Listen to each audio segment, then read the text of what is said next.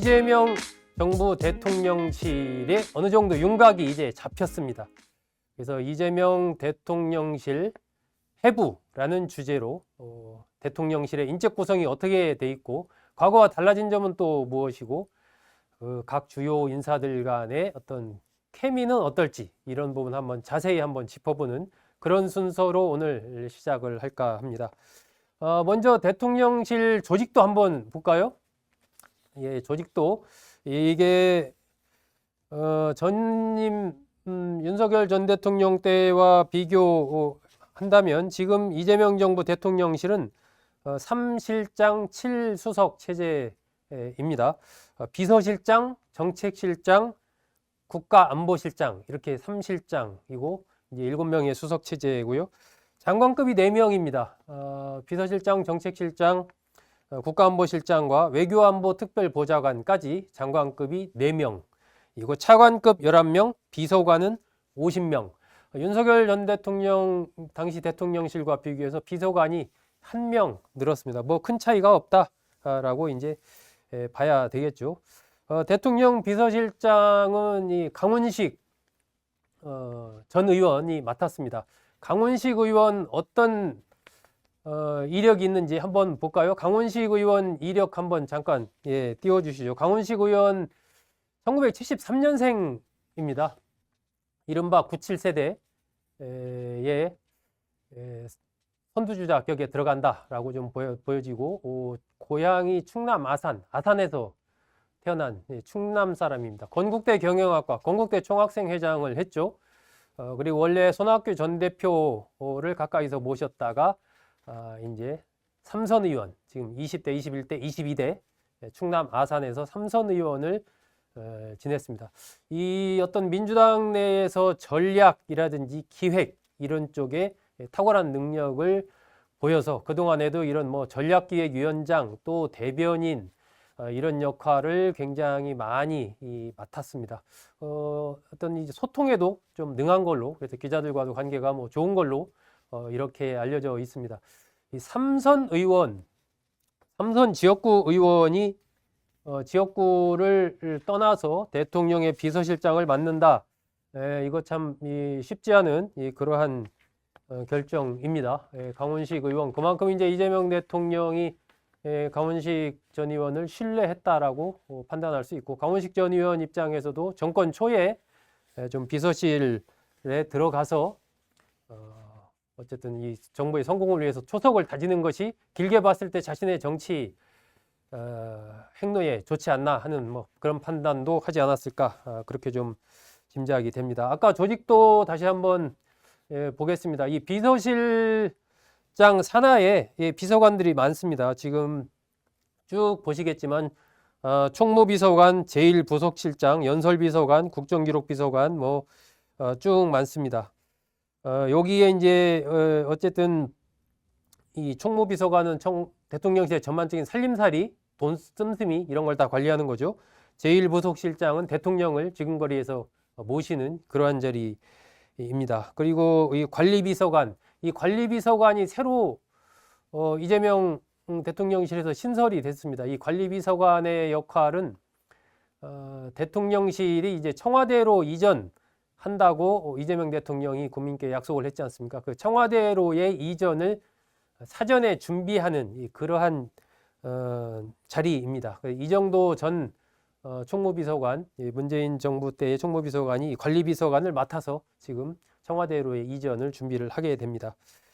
의전비서관, 뭐 제2부속실장, 국정기획, 국정상황실장, 인사비서관, 이 전부 다 대통령 비서실장 관할입니다. 그리고 이제 그 비서관들, 비서실장 산하의 직접 비서관들, 일단 이 정무수석 우상호 정무수석이 있습니다. 우상호 정무수석 어떤 인물인지 한번 가볍게 또 살펴볼까요? 우상호 정무수석은 1962년 고향이 강원도 철원입니다. 이번 대선 과정에서도 강원도 지역을 맡아서 강원도 전역을 누비면서 선거운동을 했었죠. 연세대 국문과를 나오고 연세대 행정대학원을 나왔습니다. 사선 의원입니다. 민주당의 원내대표도 지냈고 비대위원장도 지낸 이제 정치적인 비중이 상당히 큰 그러한 인물이죠. 그런데 대통령실의 정무수석을 맡았습니다. 비서실장이 3선을 지낸 강훈식 전 의원인데 4선 의원을 지내고 원내대표와 비대위원장까지 지낸 우상호 전 의원이 그 밑에 이제 정무수석을 맡은 겁니다. 차관급이죠. 그래서 뭐 이제 장관급 비서실장과 차관급 정무수석, 또 나이도 우상호 수석이 강훈식 비서실장보다 11살 많고 또 선수도 높고 이래서 이제 이 강훈식 비서실장의 지시를 이 우상호 정무수석이 잘 좀 받침을 하겠느냐, 서로 케미가 좀 잘 맞겠느냐, 뭐 이러저러한 좀 우려도 나오는데 우상호 정무수석 평소에 합리적이고 이렇게 강한 스타일이 아니지 않습니까? 그리고 뭐 문학도를 꿈꿨던 그러한 인물답게 좀 감성도 풍부한, 그리고 이제 야당과 국민의힘 쪽과도 소통을 하는데 능한 그러한 인물로 알려져 있기 때문에, 또 강훈식 비서실장도 그렇게 성격이 뭐 강한 이런 스타일이 아니라 전략적인 마인드, 소통에 강한 마인드, 부드러운 이러한 스타일이기 때문에 아마 강훈식 비서실장과 우상호 정무수석 두 사람이 성격으로 봤을 때 제가 이렇게 보기에는 크게 부딪힐 일은 없지 않느냐 하는 그런 생각이 들고, 향후에 뭐 여러 가지 전국 운영 방안이나 이런 부분에서도 서로가 얘기해 가면서 좀 접점을 찾아갈 수 있는 그러한 스타일이 아닌가 하는 그런 생각이 듭니다. 정무수석 그 옆에 이제 홍보수통수석이 있죠. 홍보수통수석은 이제 이규현 JTBC 보도국장 지내고 보도부문 대표를 지내고 세명대 교수로 있던 이규현 홍보소통수석이 맡았습니다. 그 밑에 비서관들이 많죠. 홍보 관련된 쪽은 뭐 다 아까 조직도로 다시 한번 보여주세요. 그 홍보소통수석 밑에 이 홍보 관련된 해외까지 해서 또 대변인까지 전부 다 이 홍보소통수석 산하에 있습니다. 경청통합수석은 과거에 시민사회수석입니다. 아직 정해지지 않았습니다. 그리고 민정수석, 민정수석 오광수 민정수석은 일단 프로필부터 한번 볼까요? 오광수 민정수석 프로필 보면은 1960년 전북 남원 출신입니다. 전주고등학교 성균관대 법대를 졸업을 했습니다.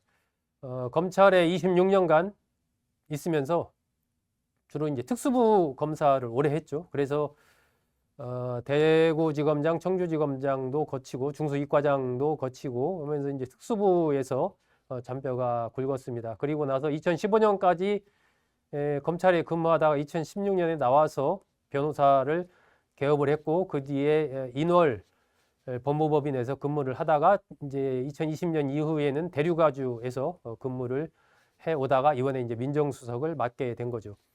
이 특수부 검사를 오래 해왔기 때문에 윤석열 전 대통령, 한동훈 전 대표 등이 이제 결국 특수부 검사들이었지 않습니까? 그래서 그 특수부 검사 출신이 민정수석을 맡는다는 것에 대한 여권 내부의 반대가 좀 있었습니다. 그래서 뭐 최광욱 의원이라든지 정청래 의원, 서영구 의원 등등 이 오광수 민정수석 내정설이 나왔을 때 좀 적절치 않다라는 그러한 의사를 밝혔고, 황운하 의원 같은 경우는 뭐 이 검사들, 특수부 검사들이 환호작약할 인사다라고 상당히 비판적으로 얘기하기도 했었죠.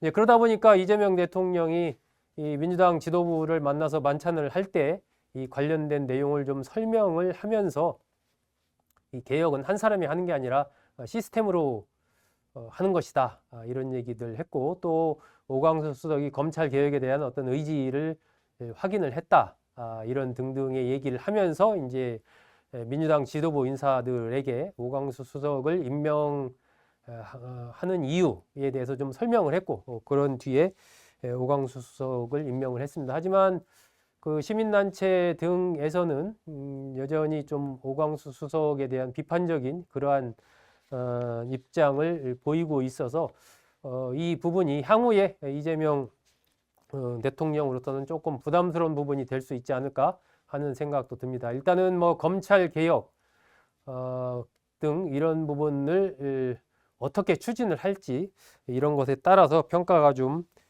갈리지 않을까 그런 예상이 듭니다. 자, 아까 조직도 다시 한번 보겠습니다. 자, 민정수석 산하에 4명의 비서관이 있습니다. 민정비서관, 공직기강 비서관, 법무비서관, 사법제도 비서관. 이 4개의 비서관 중에 이번에 새로 생긴 것이 사법제도 비서관입니다.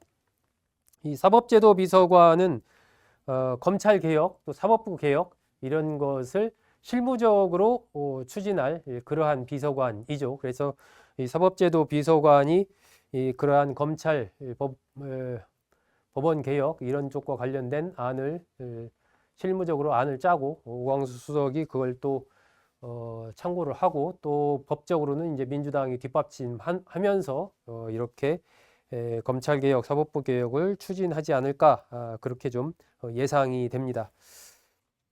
자, 정책실장 이 조직도 보시면 비서실장 산하에 지금까지 제가 쭉 설명을 드렸고 이제 정책실장, 3실장 체제 중에 두 번째 정책실장이 이제 김용범 전 기재부 1차관이 맡았습니다. 애초에 정책실장에 유력하게 거론됐던 인물은 이한주 전 민주연구원장이었죠.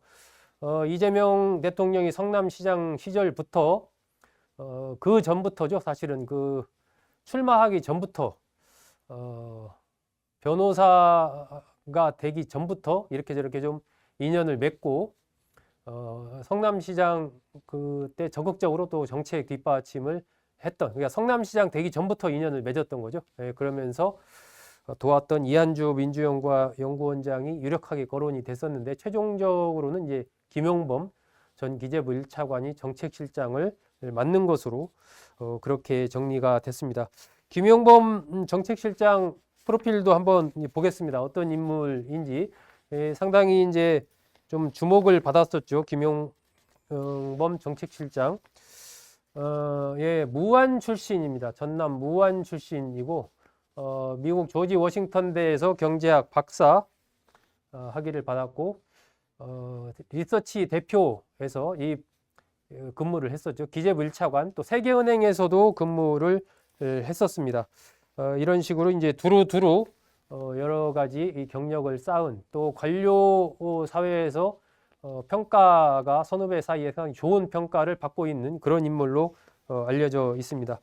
김용범 1차장이 정책실장을 맡았습니다. 김용범 실장은 또 그 국악인 가야금의 명인이라고 불리는 그 황병기 선생, 이화여대 명예교수를 지내셨죠. 이분의 사위로도 널리 알려져 있죠. 황병기 선생이 이남이녀를 뒀는데 큰딸의 남편이 김용범 실장입니다. 자, 이 정책실장 밑에는 3명의 수석이 있습니다. 경제성장수석, 사회수석, AI 미래기획수석 이렇게 3개의 수석이 있습니다. 경제성장수석과 사회수석은 이제 교수 출신입니다. 그리고 이제 그 중간에 정책실장과 수석 중간에 재정기획보좌관이 이번에 새로 만들어졌습니다. 재정기획보좌관 류덕현 중앙대 교수가 재정기획보좌관을 맡아서 이 기재부 출신인 김용범 정책실장 너무 이제 기재부 쪽으로 기울지 않도록 하면서 이 재정과 관련된 예산 관련된 부분 이런 쪽을 유덕현 보좌관이 좀 많이 챙기지 않을까 그러면서 대통령과의 또 의사를 적극적으로 반영하는 그런 역할을 하지 않을까. 이 수석급입니다. 이 재정기획보좌관도 그렇게 예상이 됩니다. 이 교수 출신들, 그냥 경제성장 수석도 하준경 한양대 교수 출신이고요. 사회수석도 문진영 서강대 교수 출신입니다. 또 중간에 그 재정기획보좌관도 중앙대 교수 출신. 이렇게 그러니까 관료 출신인 이 김용범 정책실장과 교수 출신 그 해당 분야의 전문적인 역량이 있는 이 3명의 교수 출신으로 이루어진 체제가 정책실장 산하에 지금 그렇게 포진이 되어 있습니다. AI 미래기획수석은 아직 정해지지 않았습니다. 이 경제성장 수석 부분에 한번 보시면 이 보통 우리가 이제 경제수석 이랬지 않습니까? 그런데 이번에 경제성장수석 해서 성장이라는 글자가 들어갔습니다. 이것이 이제 이재명 대통령이 이 대선 과정에서도 계속해서 성장 그리고 국민 통합을 얘기했던 그런 것을 이제 이 네이밍에서도 반영을 해서 성장수석이라는 그 성장이라는 단어를 넣은 거죠. 이 마찬가지로 비서관에도 성장 경제비서관 이렇게 성장자를 넣습니다. 그만큼 이제 이재명 대통령이 이 경제 성장에 좀 관심이 있다라는 것을 거기에 좀 방점을 찍고 있다라는 것을 좀 상징적으로 보여주는 그러한 장면이 이 성장이라는 키워드를 넣은 것 아닌가 하는 그런 생각이 듭니다. 이 지금 김용범 정책실장, 뭐 유덕현 재정기획보좌관, 하준경 경제성장 수석, 문진영 사회수석, 이 이른바 지금 이재명 정부 이 대통령실 경제팀에 아직 이제 경제부총리 등은 아직 인선이 안 됐습니다만 이 대통령실 경제팀의 특징을 본다면 적극 재정론자들이다라는 공통점이 있습니다. 그러니까 정부가 적극적으로 재정에서 역할을 해야 된다라는 쪽에 그러한 생각을 갖고 있는 그러한 인물들입니다.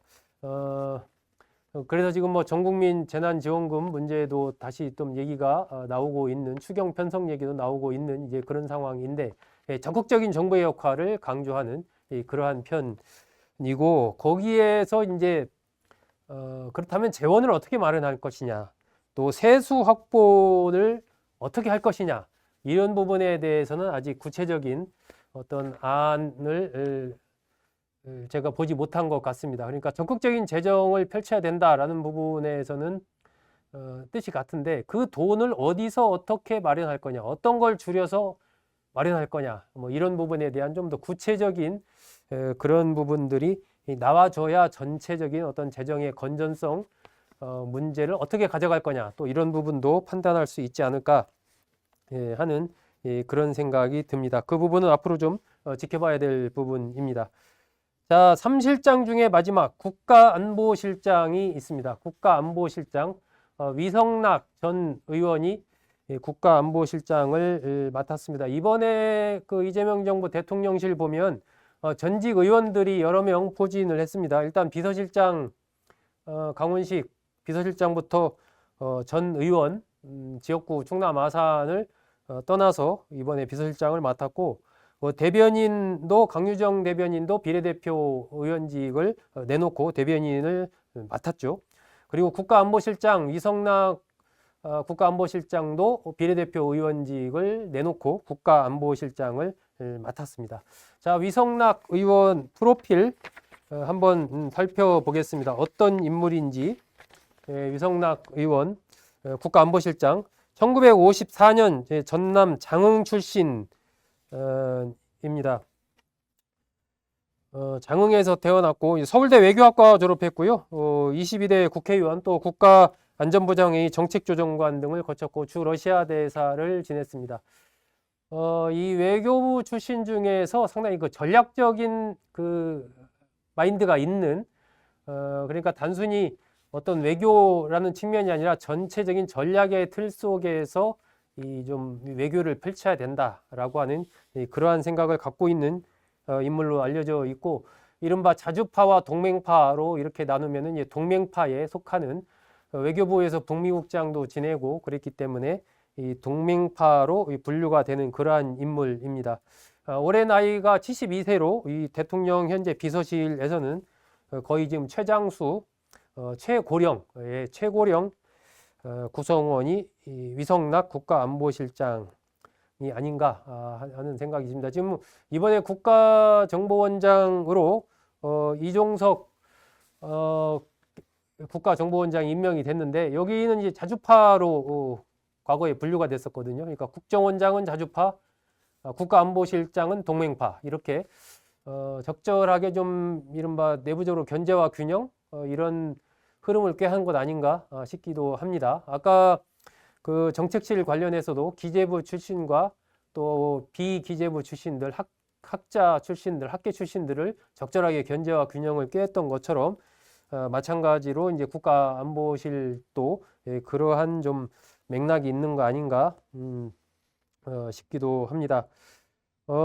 이 국가안보실의 조직도 한번 보시면 뭐 외교안보 특별보좌관 이 장관급입니다. 아직 정해지지 않았고 국가위기관리센터장 또 1차장, 2차장, 3차장도 아직 정해지지 않았습니다. 특히 이재명 대통령이 이제 G7 15일, 17일, 15일부터 17일까지 G7 정상회의에 가지 않습니까? 그래서 특히 이제 2차장 같은 경우 빨리 좀 선임을 해야 되지 않느냐 뭐 이런 얘기가 좀 나오고 있는데 현재까지 1차장, 2차장, 3차장 모두 아직 선임이 안 되고 있는 그런 상황입니다.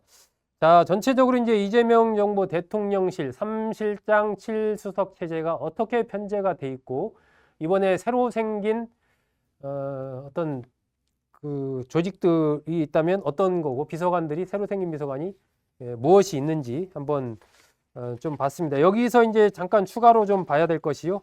그 이재명 대통령을 초기부터 보좌해 왔던 성남 라인이 있습니다. 이 성남 라인이 대통령실에 진출했습니다. 일단 뭐 이제 구체적으로 다시 살펴볼 기회가 있을 텐데 오늘 현재 상황 일단 개략적으로 한번 보면요. 3명 정도 꼽을 수가 있습니다. 아까 대통령 비서실 조직 중에 이 중요한 조직이 이제 돈을 만지는 조직입니다. 이 돈을 만지는 총무비서관 김현지 전 이재명 의원실 보좌관이고 이재명 대통령이 이 성남시장이 되기 전에 시민운동을 할 때부터 그때부터 이제 사무국장을 맡아서 가까이서 보좌를 해왔던 정말 측근 중에 측근이다 이렇게 알려진 얼굴 없는 측근이다 이렇게 언론에서 보도를 했습니다. 정확히 뭐 대학교를 어디 나왔는지 이런 것도 현재 잘 알려져 있지 않는 베일에 쌓인 그런 인물이다라고 알려져 있습니다. 고등학교 고딩맘을 둔 엄마다 뭐 이렇게 나왔더라고요. 예, 김현지 총무 비서관 그리고 김남준 당대표 정무부실장을 지냈고 대통령 제1부속실장 최근에 TV 화면 등에서 보면 대통령 가까이에서 이렇게 대통령이 뭐 가다가 이렇게 뭐 물어보고 하면 바로 옆에서 대답하는 인물 대통령을 가까운 거리에서 수행하는 김남준 부속실장입니다. 또 김용채 의원실 전 선임비서관이 인사비서관을 맡았습니다. 이 인사비서관 결국 이제 사람 쓰는 거 관련해서 기초적인 초안을 다 디자인을 하는 게 인사비서관인데 아마 그동안에 이제 이재명 대통령 오래 모시면서 대통령이 어떤 인물과 어떤 관계를 맺고 있는지 이런 것을 쫙 꿰고 있기 때문에 아마 인사비서관이라는 중책을 이렇게 맡은 것 아닌가 그렇게 생각이 듭니다. 이 김현지, 김남준, 김용채 이 3명 이재명 대통령을 아주 오랫동안 가까이서 모셔온 이른바 성남 라인이고 지금 대통령실에서 이렇게 요직을 맡았다 이렇게 좀 볼 수 있습니다. 그리고 김남국 전 의원 국민 디지털 소통 비서관을 맡았는데